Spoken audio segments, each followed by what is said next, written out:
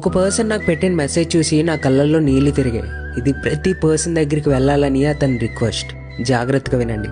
నా చిన్నప్పుడు రోజంతా నాన్న నాన్న అంటూ అతని వెనక పరిగెడుతూ ఉండేవాడిని. తర్వాత నేను పెద్ద అవుతున్న కొద్దీ నాన్నతో నాకు కొన్ని ప్రాబ్లమ్స్ స్టార్ట్ అయ్యాయి.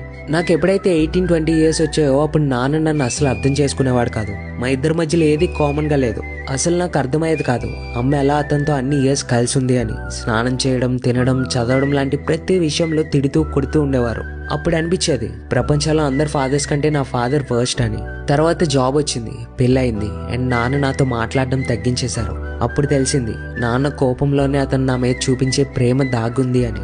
నేను ఇప్పుడు నా లైఫ్లో ఏదైతే సాధించానో అది మా నాన్న తిట్టడం కొట్టడం వల్లే సాధించాను. ఒకవేళ అప్పట్లో నా మీద అలా కోపం చూపించకపోయి ఉంటే నేను ఇంత సక్సెస్ అయ్యేవాడిని కాదేమో. ప్రపంచంలో నా ఫాదరే అందరికంటే బెస్ట్ ఫాదర్ అని అర్థం చేసుకునేసరికి నా సగం జీవితం అయిపోయింది.